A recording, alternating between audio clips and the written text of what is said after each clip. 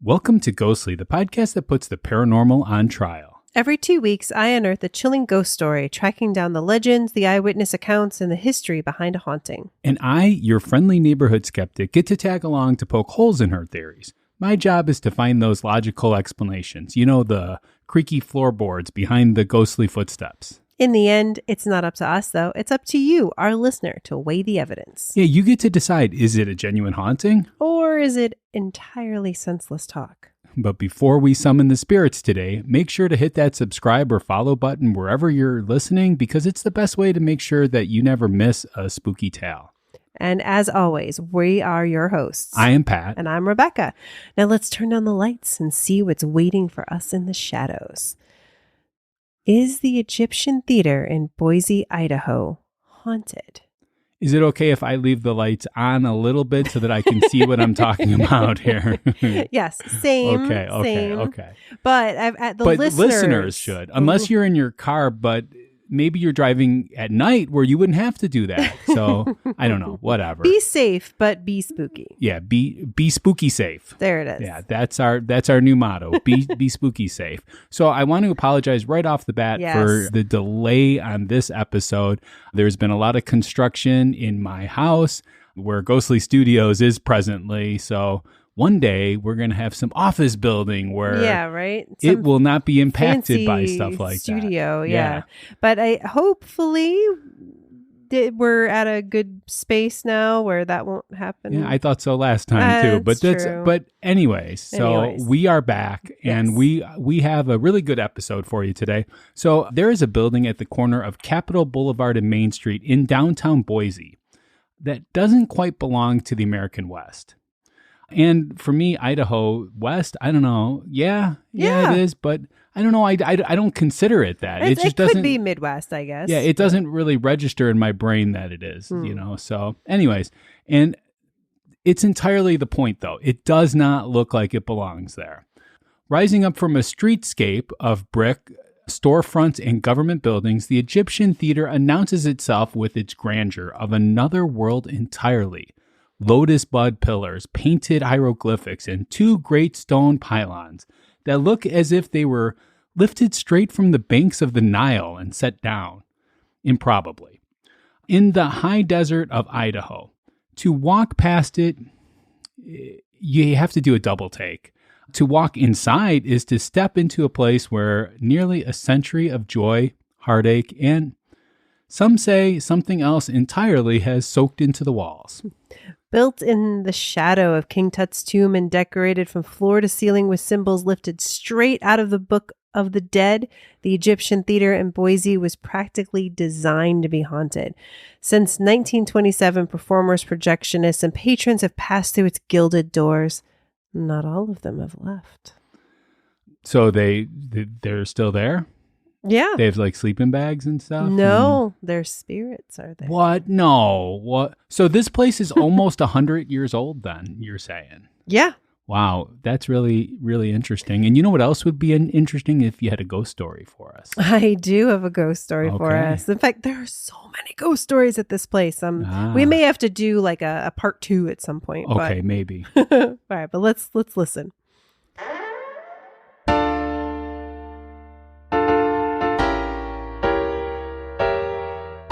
It's time for a spooky tale from Rebecca.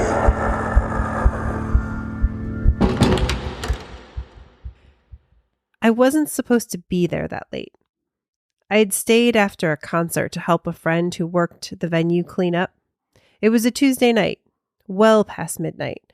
The house lights were on full bright, and I was sweeping the upper balcony section near the projection booth. Just me and the hum of the old building settling in around me. I finished up a row and stood up to stretch, and that's when I felt it. That specific feeling on the back of your neck. The one that says, you are not alone. I turned slowly towards the projection booth window. The glass was dark. The room behind it was black. But there was a shape there. A man. Standing very still, just watching. I told myself it was a trick of the light, a shadow, a reflection. I told myself that for about 3 seconds. Then the shape moved. A slow, deliberate shift, like someone settling their weight from one foot to the other. I dropped my broom. When I looked up again, the window was empty. I told my friend what I saw on the way out. She got very quiet. Then she said, "That's the third time someone said something like that this year. And, well, his name is Joe." Wow. So that beginning part, I wasn't even supposed to be here today. That's like a Clerks thing, right? Yeah, right? Yeah, I wasn't even supposed to be here today.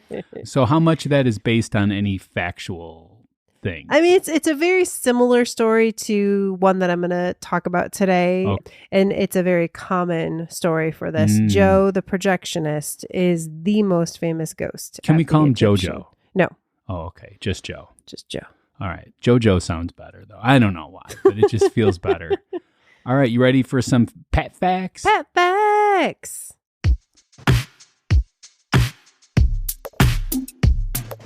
Pets. Facts. From a skeptic point of view. Pets. Facts. He presents it all to you. Pets. Facts. Facts. Facts. All right. So this actually made me think of the world today, too. When something happens, we all jump on that bandwagon and we all get involved and we all get this like need for different things to happen. Let me elaborate by telling you more. Okay. Because I'm not sure where you're going. To understand the Egyptian theater, you have to understand the fever dream that gripped America in the autumn of 1922. Ooh, doodaloo, doodaloo, doodaloo. We're going Fever back dream. to Yeah. 1922. We're going to the way back, yeah. The Wayback Machine. So on November 4th of that year, a British archaeologist named Howard Carter brushed away a layer of debris in the Valley of the Kings. You know where that is? Egypt. And uncovered a step, then another, and another, leading down to the sealed tomb of a forgotten pharaoh named Tutankhamun. Mm-hmm. What Carter found inside that chamber would captivate the entire Western world. Golden chariots, jeweled coffers, a magnificent sarcophagus, and the gilded face of a boy king who had died more than 3,000 years before. Newspapers ran the story for weeks. Magazines devoted entire issues to Egypt's ancient wonders. A cultural obsession was born overnight. I could definitely see how that can happen, right? Oh, yeah. Like Jurassic Park, when that came out, everybody was all into dinosaurs, more so than they already were, Yeah, But it's for like, sure. Yeah, so this is like, oh yeah, I could definitely imagine this happening today too, if they just now uncovered Tutankhamun. Yeah, exactly. King Tut. Okay, so let me just share one little thing that I heard this and I don't know, like, have I done like the extensive research to like for sure say this is exactly the case? But no. But the story that I had heard too was that back when King Tut was alive, his like stepfather or some cousin, brother, somebody was like super upset that he became pharaoh. And so when he died, I don't know that he was murdered. I don't think that's the case, but whatever. But when he died really young. Like he's called the Boy King, right? Yeah. So he was like 14 or something. Anyways, because they didn't like him, they were like, we're going to bury you like, and not like in a really like far away place. Like, and we're not going to build you a big pyramid. You know what I mean? We're going to like make it hidden in a way. But, I know what it was, because they had heard a prophecy that King Tut was going to be the most famous king of all of Egypt. And they were like, no way. And like, we're going to bury you in like a no man's land. But the fact that they did that is actually why he's become the most famous of all, because no one found his tomb. All of the other tombs were raided over the years and people stole all the jewels and all the stuff and like destroyed them. But the reason that we know King Tut so well is because his was like the most preserved Yeah. of all of the tombs because it was so nondescript. Yeah, so and, self-fulfilled prophecy exactly. right there. That's when you try to go is against the prophecy. Real? Yeah. Is the prophecy real, or did they make it that because they did what they did? Yeah. So, yep. You got to be careful with those prophecies. yeah, you always got to be careful. But within a few years, Egyptian revival architects had swept the country. Hotels, banks, apartment buildings, and most of all, theaters began to sprout lotus columns and papyrus frenzies from coast to coast. But by the end of the 1920s, nearly 100 Egyptian-style movie palaces had been built across the United States. Boise, Idaho would have been one of the finest, and we do have one close by in DeKalb. Yeah, which it's like you'd think we would have done that one first, but this is the one we did. Well, when you said the Egyptian theater, I just thought DeKalb. Yeah, so, I don't know why, but we'll get to it. Yeah, we will. Yeah. The man behind the Egyptian theater was Leo Falk, a Boise businessman who owned a department store nearby on Main Street and had his eye on the growing appetite for the city's residents for entertainment. Boise, in those years, was a town still shaking off its rougher edges, rowdy saloons, and the kind of reputation that didn't exactly attract well-heeled shoppers to the neighborhood. Okay. Falk believed a first-class theater could change it all. True. It would bring people downtown, it would bring them past his store, and it would give Boise something it could be genuinely proud of. So Falk financed the project through a $100,000 bond issue and hired Frederick C. Hummel of the respected Boise architectural firm Tourtellotte and Hummel to design it. Hummel, a practical man with refined taste, pushed hard for a Spanish colonial style. Something elegant, he argued, something proven. Mm-hmm. Falk wouldn't hear of it. He wanted Egypt. He wanted the ancient world. He wanted those pylons and those columns, and that sense that something magnificent had risen in his city. Falk won. He had the money, right? So, of course. Right. Though if you look closely enough at the roofline, you'll notice a row of red Spanish-style clay tiles, a quiet remnant of Hummel's influence, a small architectural compromise that was never quite erased. It is, in its own way, a charming kind of stubbornness preserved in clay and mortar. But I could see like that the Egyptian would be the splash. Yeah. So we have a theater over here, the kind that, you could, like, while you're watching the movie, you can order food. You have a waitress and stuff like that comes by, and there is an Egyptian, what would that be called? Theme to one of the theaters in there, one of the rooms in there. Mm-hmm. And it's probably a lot more impressive than some of these buildings too. Yeah. They did a really good job with it. Yeah. It's an awesome theme and very popular. Yeah. So the Egyptian Theater opened its doors on the evening of April 19th, 1927. So we're almost celebrating its 99th anniversary right now. And Boise turned out in force to see it. The local press could barely contain itself. One reporter wrote that the theater embodies the characteristic features of the land of the Nile, from the truncated pyramids, which form the great pylons, to the lotus bud pillars with their ornate frescoes. The two-story main street facade, molded after the great gateway of Egypt's ancient, is it Edfu? Yeah, Edfu. Yeah, that's what I would say. Edfu Temple towered over the crowd gathering on the sidewalk below. Inside, the wonder continued. Painted murals of Egyptian gods and pharaohs lined the walls. Hieroglyphics wound their way around the columns and doorframe. The ceiling arched overhead like a desert sky, and the light, warm and amber and theatrical, made every patron feel for just a moment like a guest in the court of a king. Mm. The film that inaugurated the theater was John Barrymore in Don Juan, the very first feature film to use the Vitaphone sound on disc system, a brand new technology that synchronized recorded music and sound effects to moving images. It was, in every sense, a night of first. Boise had arrived. So yeah, to think of it, so this was before what is it called? Speakies? Talkies. Talkies, that's it. Talkies. Before the talkies. Before the talkies, and they found a way to synchronize the music and like the movements. Yeah, together. that's awesome. So they would probably hit play on both of them and they would just work. Oh, that's so cool. That would be amazing. Yeah, well, you get it all the time now. It's baked into the film. Sure, so, but to be back then, yeah. Absolutely.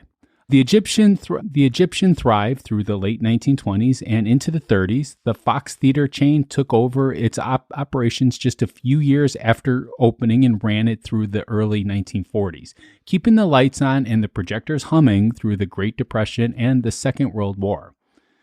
For the people of Boise, the theater was a sanctuary, a place where, for the price of a ticket, you could forget the weight of the world for a few hours and lose yourself in the light and story. But the decades have a way of wearing things down. By the 60s, the Egyptian, by then renamed simply the Ada Theater, was feeling its age. America's post-war love affair with the automobile had begun to drain the life out of downtown cores across the country. Shopping centers bloomed on the outskirts of every mid-sized city. Downtowns fell quiet. And in the 60s and 70s, Boise, like so many American cities, entered an era of aggressive urban renewal, a phrase that in practice often meant the demolition of irreplaceable historic buildings in the name of modernity. 5 of Boise's 6 great downtown movie palaces were lost to the wrecking ball during those years. 5 extraordinary buildings gone forever. The Egyptian very nearly joined them. But 30 days before demolition, 1975, the Ada Theater sat on the demolition list. The date was set. The bulldozers were coming.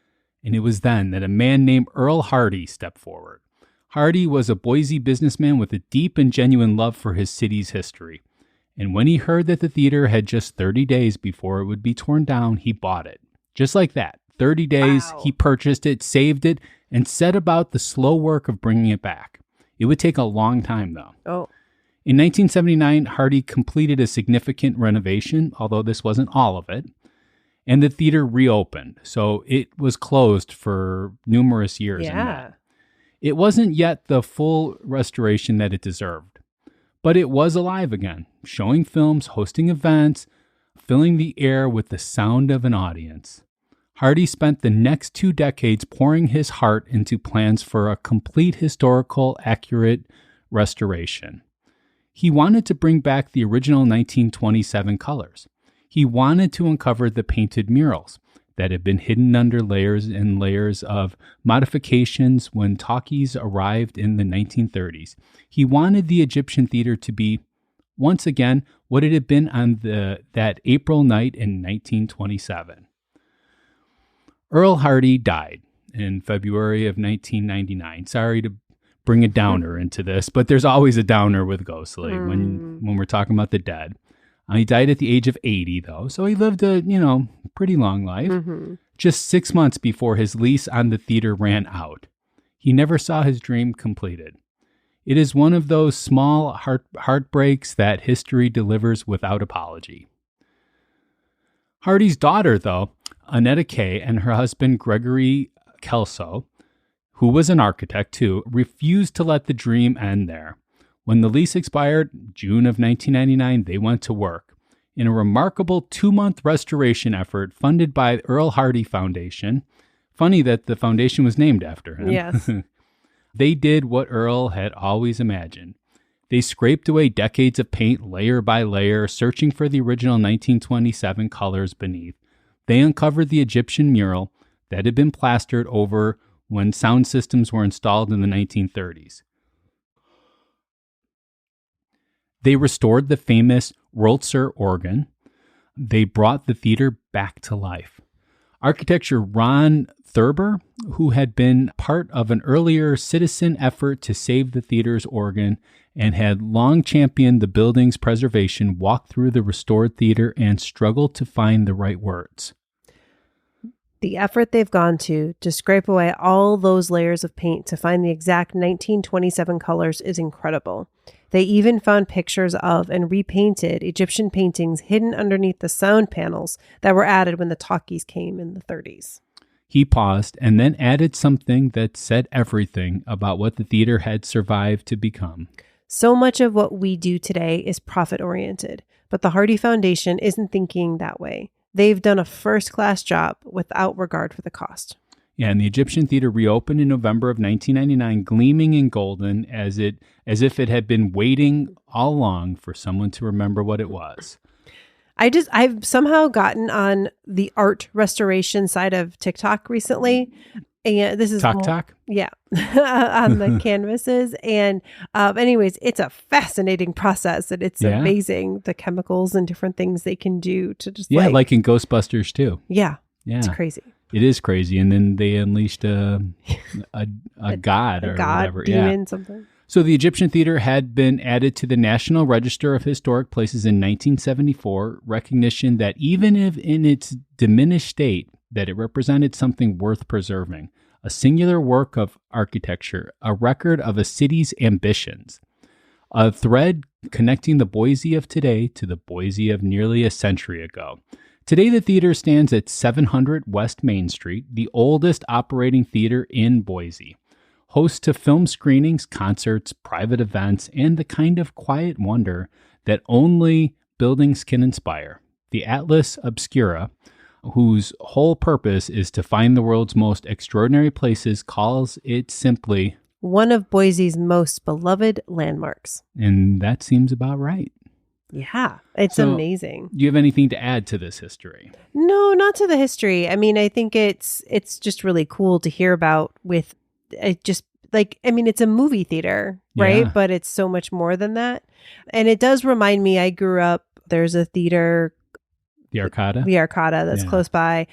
And I grew up, it had been like a live venue, like a plays or things like that, I think years and years ago. But when I was growing up, it was a movie theater, but there was an organ and the organist would play. And it was such really a big movie theater then too. Yeah. Oh, it was so cool. But then if like kind of fell into disrepair, like whoever, didn't own it anymore, whatever happened. And then, whatever, probably 10 plus years ago now, somebody found it and bought it and redid it and reopened it. And now you can see any of those old 80s bands that you love. Yeah. They have a lot of live music and stuff there. And it's really turned into a great place. And it's just amazing. It's really beautiful. And, that if you just someone cares, right? Yeah, that's what you need, because it can make a profit. What's his name at the Arcada? Ronnie or something? Ronnie, something like that. Yeah. And he, is just somebody that's passionate about music and passionate about the theater. Yeah. And that's really kind of what you need to preserve these places that, otherwise there's no immediate profit that's to be had. One other thing I just wanted to mention is if you're interested in King Tut, they just opened in Egypt. The Grand Egyptian Museum just opened the largest primary home collection of Tutankhamun's artifacts. So they have over 5,000 artifacts. Just 5,000? Yeah. Oh, wow. And which is good, because obviously so much of a lot of art was kind of taken by people as they were finding things and brought to other places. So now, he's kind of back home. Absolutely. Not that there's still not stuff out there for people to see in other places, but that's kind of the big home now for him. Okay. Well, I think I need a break after all that. Yeah, there was a lot there. It was good. And we have a message from Memoriam Development to play for you guys.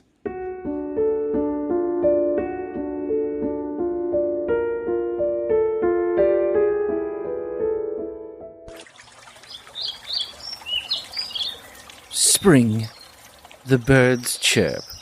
The flowers bloom. The old gods awaken from their slumber. Sacrifice and ritual. Life for life. A return. But not perhaps what you bargained for. Autumn may be when everyone dresses up to play at horror. But spring is when the horror is real. So join Memoriam Development, celebrating the horror of the season with Nightshade Vernal, an anthology of 10 short horror plays coming to Side Street Studio Arts in Elgin, April 17th through the 25th. Tickets are pay what you can and are available at sidestreetstudioarts.org/tickets.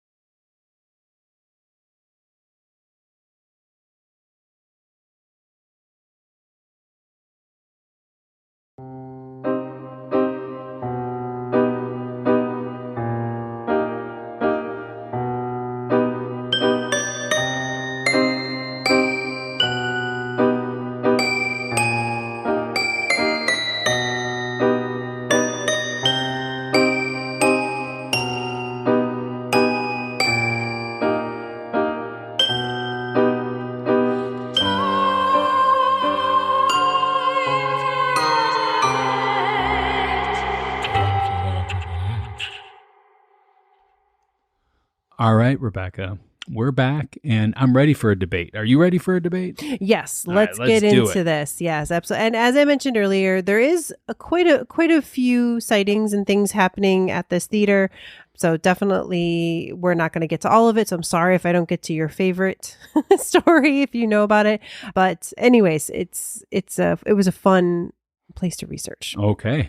Okay, so let's start with the one that I talked about earlier. We Mhm. got to talk about Joe, the projectionist. Yeah. He's the most famous ghost at the In theater. the world? Oh, okay, in the theater. Okay. And I said earlier, like I said, he's the most famous, but there's a lot of different sightings of him. Mhm. So we're going to talk about a few of them. Okay. So he is supposed to be from the 1920s. Yes. Known as Joe, and he worked there until he suffered a heart attack while climbing the stairs to the projection booth in the 1950s. So he was there for Mhm. a long time. And that there is the projectionist union does confirm that a projectionist did die there and his name was Joe.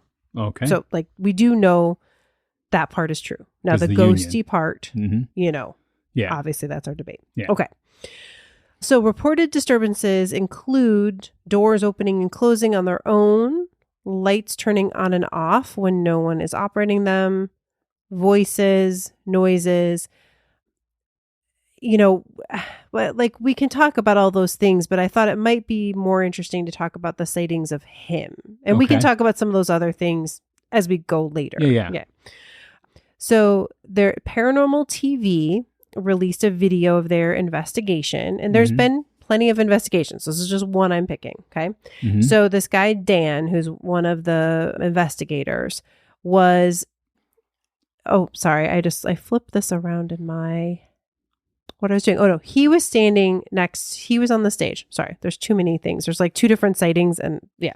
So Dan was standing on the stage, and when he looked up to the projection booth, he saw a man standing next to the projector.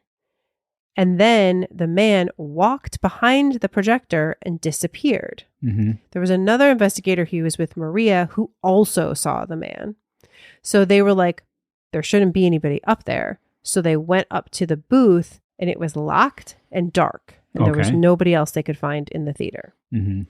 So that's the main sighting. We'll talk about a second sighting that they have in a minute.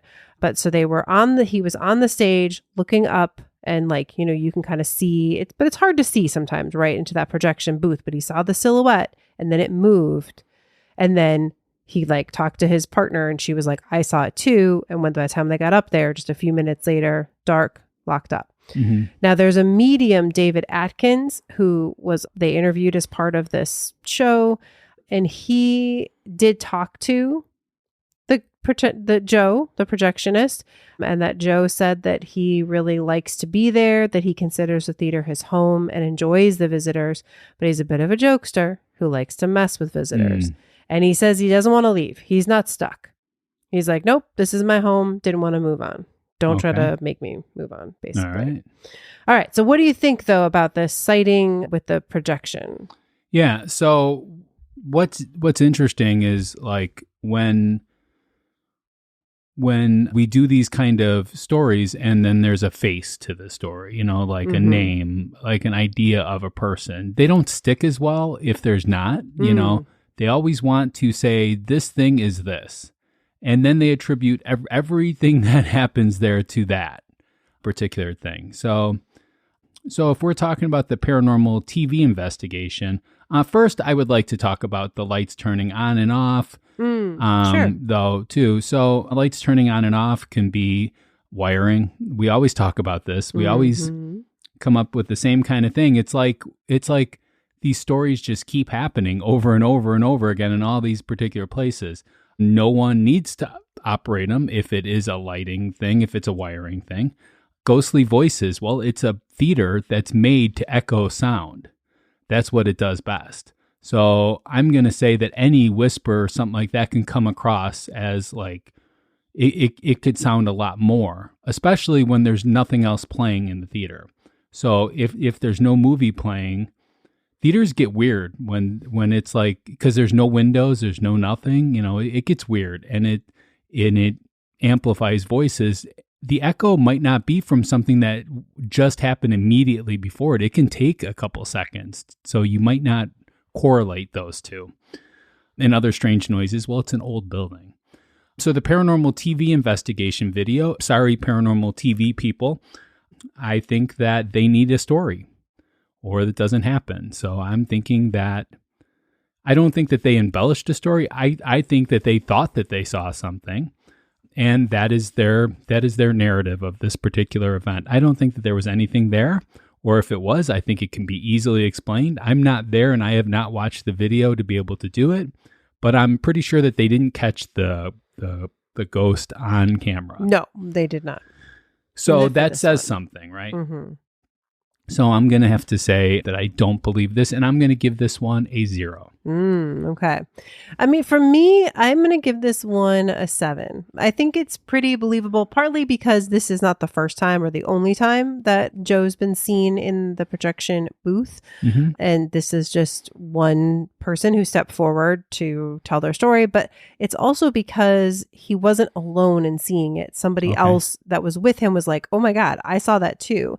And I think the big thing too is, and this is kind of what I used in my story, is that like it's one thing to look and see the shadow of a person, right? And in your mind you're like, oh my God, that looks like a person. But then you're like, whatever, it could just be like a piece of equipment in there, like it's something.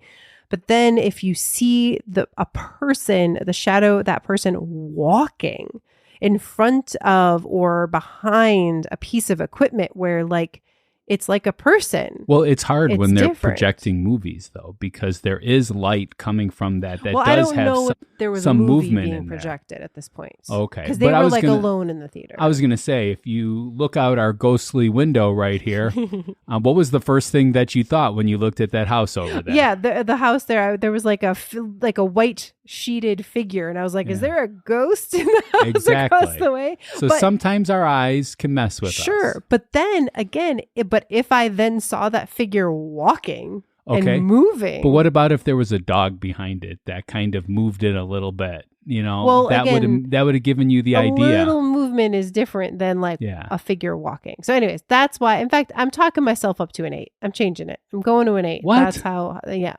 Okay, I'm changing. I'm going negative. No, I'm just kidding. No, and the David Atkins. Yeah, I just think that, you know, in order for him to do this particular thing, he has to make contact with a Joe. If you don't make contact with Joe, then what good are you then, right? I mean, right? That's the known ghost there, so you have to make contact with him. And he can make up whatever he wants then from there. All right. 0. Okay. Let's move on then. So there was another. So after this, right, later on in the investigation. By the way, David Atkins, if you want to come on the show to explain your side, I'd be happy to listen. Okay. And I'll be nice too. Okay. Yeah. So then later, Dan was back on the stage, right? Standing there, like working on something. setting up equipment or whatever it was. And Maria and another one of the investigators were looking at Dan on the stage. And I believe they may have been looking at him like through a piece of equipment, right? Like, I don't know. I don't think it was the Kinect. Like we've talked about that, but it was more that's like the Xbox Kinect that we're talking but about. like sometimes used in paranormal investigations because it picks up things that the eye doesn't see. I think this was more like one of those that was like a light thing. You know what I mean? You can kind of black light or something, you can see the outlines of things. Anyways, but they saw a figure standing right behind Dan on the stage. Yeah. Dan says that he like looked and he could see the figure like out of the corner of his eye. And now obviously when he fully like went to look at it, it went away. But he says he feels like this is the only place he's ever actually seen a ghost. Like he's a paranormal researcher and he's gone to a lot of places, and they'll pick up EVPs or they'll pick up like little whatever orbs or whatever, but this is the one place that where he saw an convinced he saw an apparition of a ghost. Okay, so I'm going to say it's convenient that it happens out of the corner of somebody's eye, because that's when your vision is not at its best, right? Is when you're looking out the corner of your eye. But then when you focus your total attention to it, it's not there. Because it wasn't there. It was something else that caused that to happen in the corner of your eye. It could be countless other things. It could be shadows. It could be different drapery or something like that. Speaking of theaters, it could be what are they called? The curtain calls. Yeah, it could be curtains or something like that just hit in just the right way that it looks like that out of the corner of your eye, and your mind wants to see something in it. That's what it does. It's a natural defense. So if we were in the wild, you would be prepared then that something is coming to get you. So that's what it does. But as you focus it with your full attention, then it goes away because it was never there to begin with. Now, what about the other two investigators? They're like, there's like something behind you. Whatever equipment that they have is made to make sure that you can see things that the human eye cannot see. Well, because the human eye can't see it, it means that it's probably not there, and this machine is manifesting this. Manifesting. Wow, that's magic too. But it's not really. It's creating it. So no, I don't believe any part of this one. Oh, you're giving it a 1? Okay. Yeah, just because it could, Yeah. I haven't actually seen the footage. If you sent me the footage, I don't know if I actually saw any footage. Okay, myself. then 0. I'm going to go 0 then because of that. Because you didn't see any, so I'm going to say that it doesn't exist. All right, I'll give this one a 7. I'll also bring that. You want to talk yourself up to an 8? No, I'm good. Okay. All right, let's move on. I now again, there's so many, but we're gonna go with this story just because I think it's kind of fun. Okay. So I don't know, not fun for the people at the time, but it's interesting.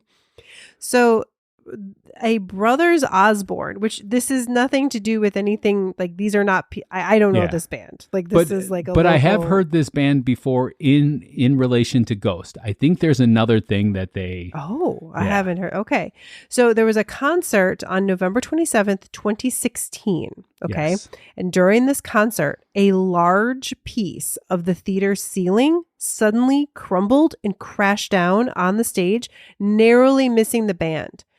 And it happened not once, but twice that same night. So they're like playing, and then the piece of the ceiling falls down.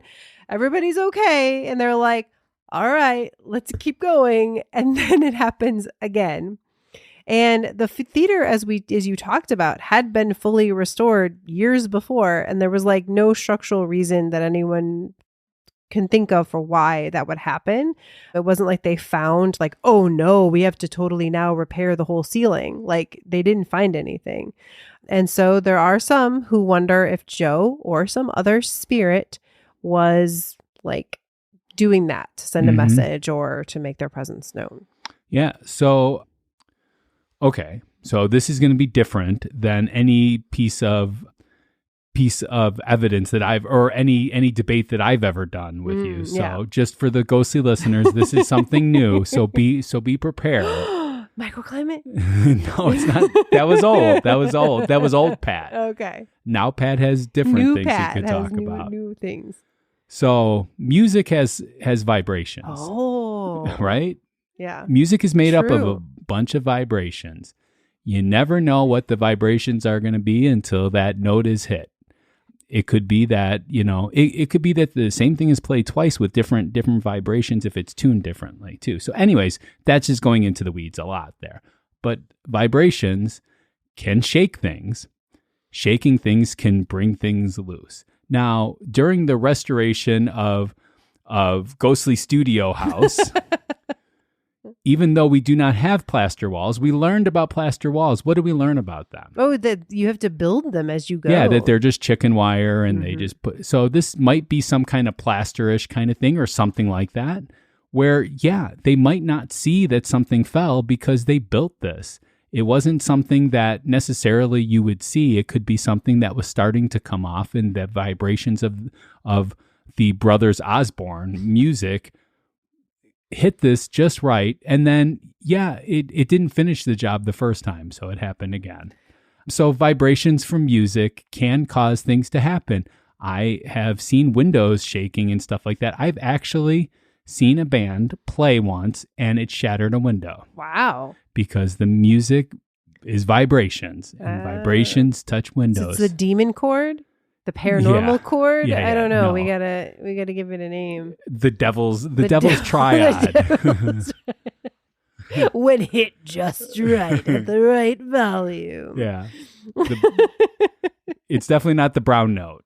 That's for sure. No, anyways, this is a known thing, right? Is that vibrations. I have never heard of vibration. Like shattering a window, totally, I can, that tracks for me. But like knocking down a piece of the ceiling above you. Of an 80-something-year-old theater at the time. Yeah, that can definitely happen, Rebecca. So 000. By the way, not something I've used before. Music vibrations. Yeah. Not something I used before, so okay, just throwing it out there. Gotcha. I'll say 6 for this one because, like, I do agree there could be lots of reasons for it, but it does seem a little weird. Okay. Let's talk about this one's a weird one. Oh, this one is? Yeah, right. They're all weird, but not a weird one, but one that isn't. We haven't talked about this too much. A Ouija board. Oh, okay. We did a whole Ouija board episode. We did do a whole so Ouija definitely board go episode. listen to that if you haven't yet. It's from a while ago, but if you want to learn more about the Ouija board and how it works and how it came to be. But there was a former theater manager tells the story that she and her friends once used a Ouija board in the hallway after closing. I am not sure that is very smart, and I would caution anybody that wants to use one. But anyways, the planchette, which is that thing that you put your hands on, moved immediately, they said, to no. And at that exact moment, the projection room door slammed shut and the lights went out. Now, ghost tours of Boise also note that Ouija boards used inside the theater's darkened hallways have revealed hidden messages. And years later, the manager's daughter visited the exact same hallway where the Ouija session had taken place, and her drink tipped over on its own. No explanation. Okay.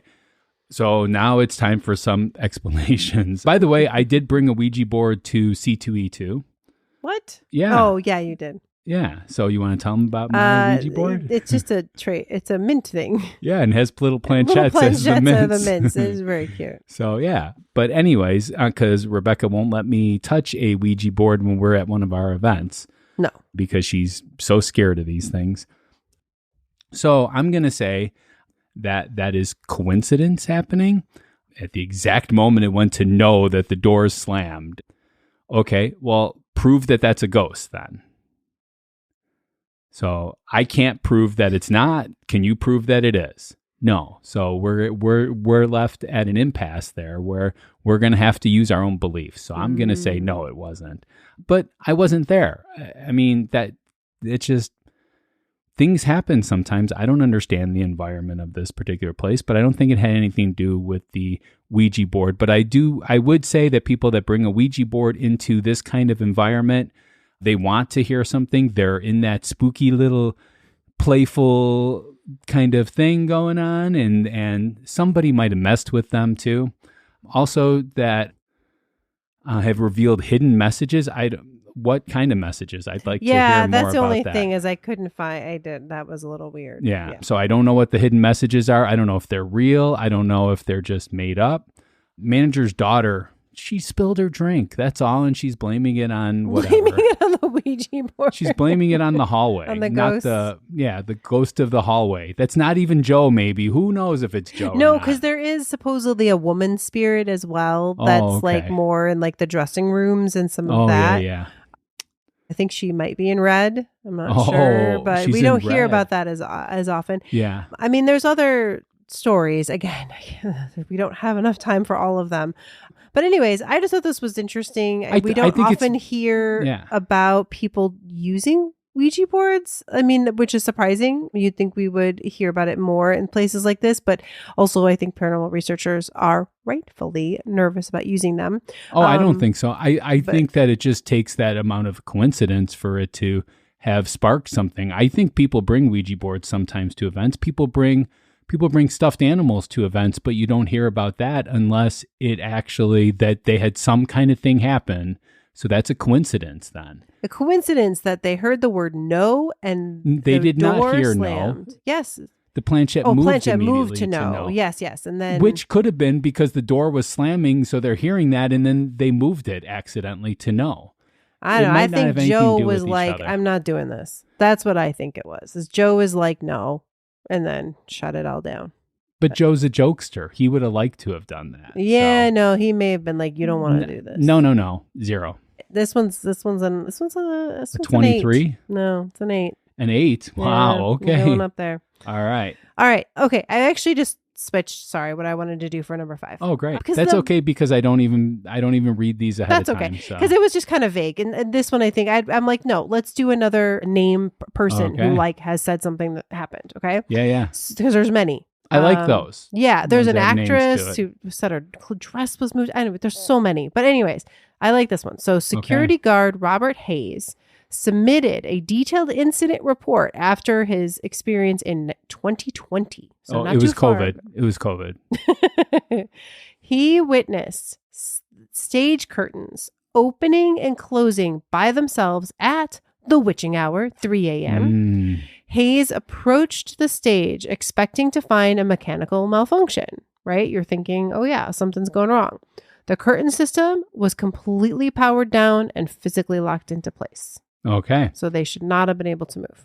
So those locks sometimes happen because something moves to a certain point. So it like totally expands all the way, and that locks it so it doesn't do something, and they can actually hit a button to unlock those things too.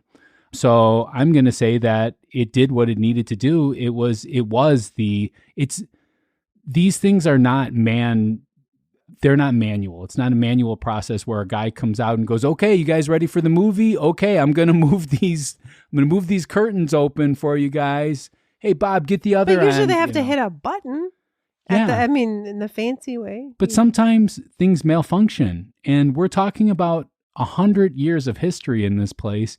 To have one malfunction that they happen to catch seems logical that could happen. So I'm going to say I don't believe any part of this. So I'm going to say 0 for this one. It's the powered down that also is in there. That Lockdown. No, powered down Yeah. and physically locked into place. So for me, it's a 7. The power down can be the malfunction of it. So it's not doing it because the box is what has the power on it. But the power itself is still within the thing. It can still do it outside of the box. The box doesn't control the power. All right. I'm going to say what I have to say about power till my closing argument. Okay. We'll see. All right. So your power tools. Yeah. Okay. I'm going to say 0 for this one. And you said 24? I said 7. 7. Okay. All right. So we are going to take a short break. And when we return, we're going to get to the aftermath. If you've never stuck around to hear the aftermath, this is the one to hear because we both have closing arguments. We both have a lot We got to say. get you ready to vote. Yeah, absolutely. So we'll be back in a sec.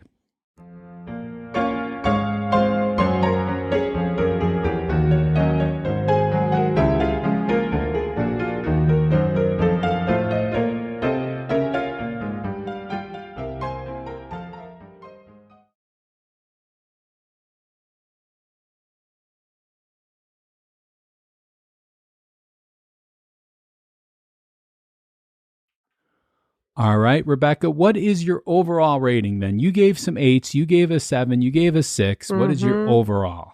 This is hard because I'd love to do a 7.5. Mine is not hard at all. Mine's a 0. So I'm just going to say that right now. I'm giving it an 8. I don't care. I'm giving it an 8. You don't care. Yeah, because I think it's haunted.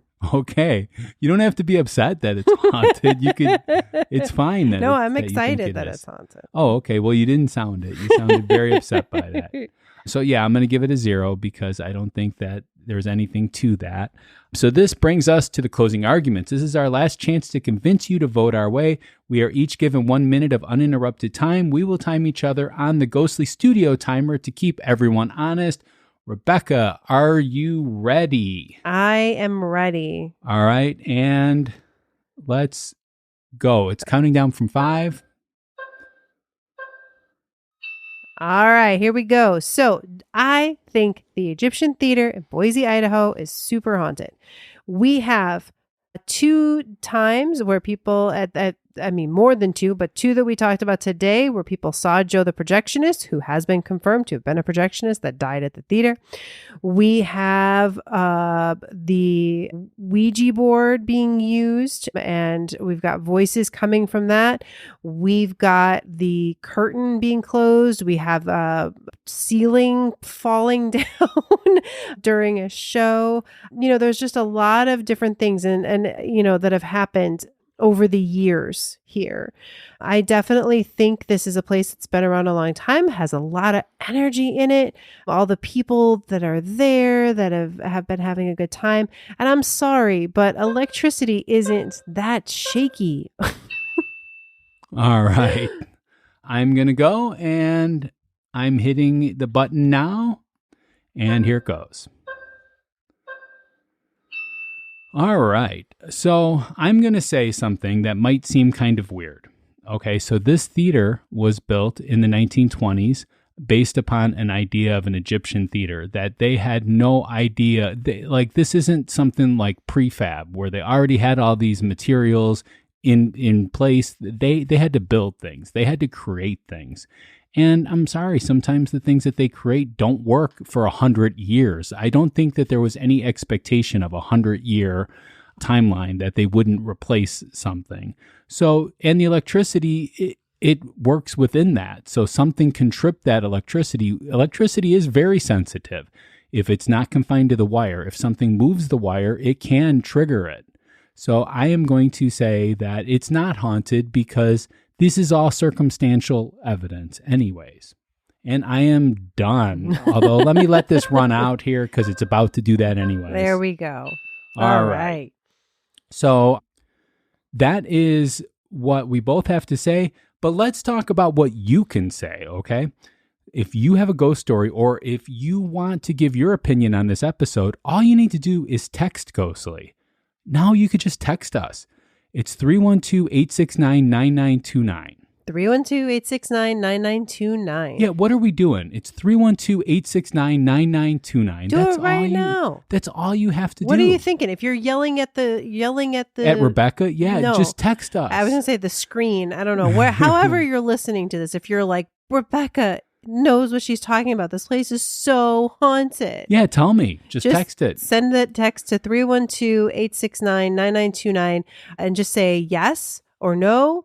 You can, if you want to say Egyptian on there, so we make sure we know which episode you're talking about. Or if not, I'm always going to put it in the last one. Yeah, whatever the most recent one is. Yeah. And then can they also score it? Yeah, you can give 1 to 10. Yeah, just put 1 and 10 in there. Yeah, because you might be saying, well, I think it's haunted, but I'm giving it like a 6. And that's fine. 6 is pretty high up there. Like, I know for you 6 is not high, but 6 is pretty high up in there. 0 means it's not haunted. So 6 means it's pretty haunted then. So that's what I would say. But also too, if you're old school, which I mean, some of our fans are, some of our fans are a little bit older or some of our fans actually like to have their voices be heard. Mm-hmm. So you can call us too. I will not pick up the phone. Yeah. You can call us at 312-869-9929. So you don't even have to talk to us. You can just leave a message. You could write it down if you want to, so you can read it read it out loud. That makes it easier.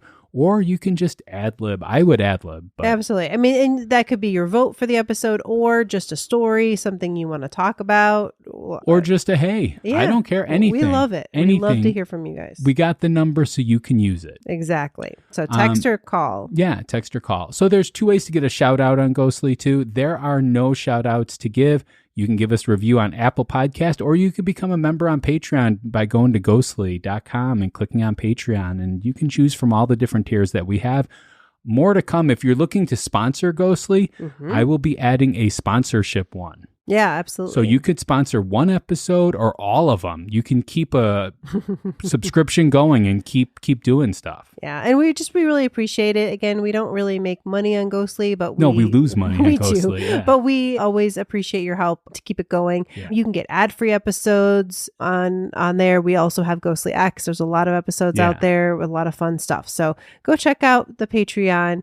If you can just go to Patreon and search for Ghostly Podcast, or as Pat said, go to ghostlypodcast.com and click on Patreon in the menu bar. Sure. We do not have a listener mail today. What? I know. But we want your listener mail, right? So you could give us a call, right, at 312-869-9929 and tell us your story. Yeah. Or send us an email. Yeah, at info@ghostlypodcast.com, or there's a contact us form if you prefer, that than putting in info@ghostlypodcast.com. You could just go to Ghostly Podcast and it's right there. One of our favorite ways too is to get it in the actual physical mail. We did have someone at C2E2 that promised us a bunch of stories. That said that they had a bunch of stories. If you're I'm waiting for them. listening and you said that, please send them. We're so excited. We love to hear your stories because those are hard for us to research, right? Like something that happened to you and your friend, when you were having a sleepover or whatever, when you were a kid, or, you and your family lived at a house and something happened to you. Like that's not something that's going to show up somewhere for us to research. Yeah. So we want those stories though, so we can share them. Don't be worried about me. I do not debate them. No. Unless I'm specifically told to by you in the message. If you're requested. Even if Rebecca tells me to debate it, I will not unless you have said that. Okay. And if you're going to mail us, P.O. Box number 264, Geneva, Illinois, 60134. And again, if you forgot all of those things, it's on the website. There you go. Ghostlypodcast.com. Scroll to the bottom. That's where you'll find the address. All right. Now, your favorite part, Pat.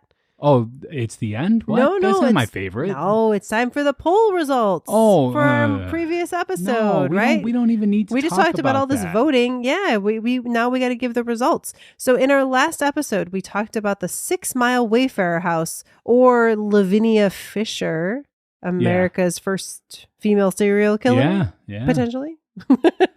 So results were yes, 44.5, no, 55.5. I squeaked by on that one. You did. Wow. That was close. The overall rating is 4.1, which is actually pretty high for those numbers. So some people really believed it was. Though. Yeah. I mean, it's one of those where it was a 10 if you thought it was. Yeah. So don't let your friends miss out on the chills. Share Ghostly with them and help us grow this community of paranormal enthusiasts.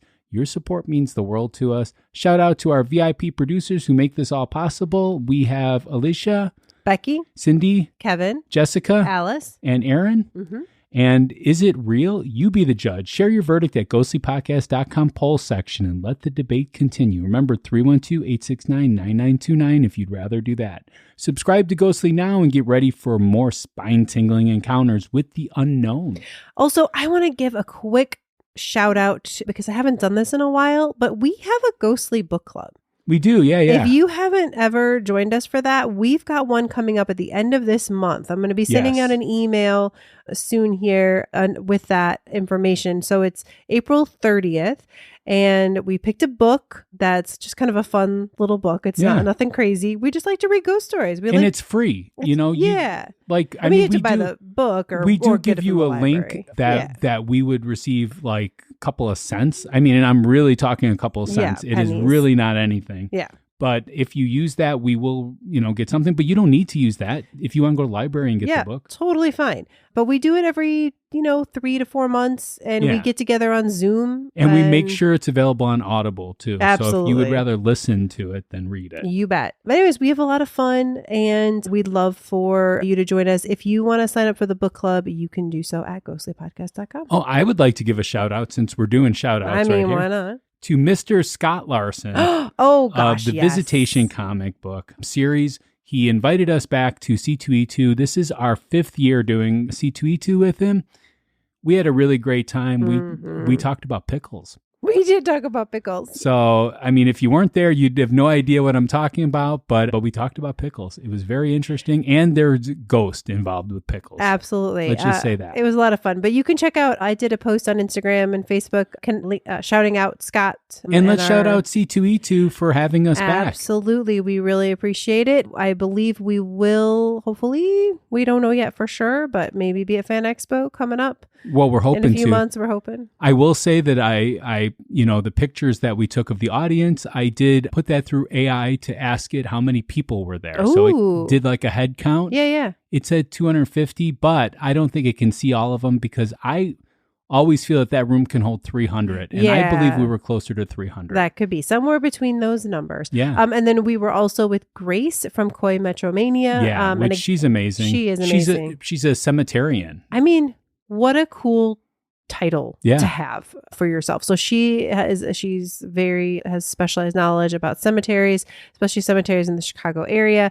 And her social media, her Instagram is Koi Metromania, which is kind of like a word she made up, but it is not a word she made up. Well, she it's said made that up of words. Yeah. Anyways, it's a cool term. I Yeah. love it. Anyways, go check out her Instagram. Again, I linked it on our post on Instagram. I wonder if that's because they used to put coins on the eyes. I don't know. It's Latin. Yeah. There's things happening there, and I should remember it. But anyways, that's okay. What about the next episode? Okay, so Rebecca? next, let's finish this up, right? Next episode of Ghostly, we will be talking about the Gray Man of Powley's Island. And it comes out on April 22nd. Okay, this definitely sounds fictional, but I am there for it. So we're going to find out more about this. It's a legend. Until next time, stay ghostly. Bye.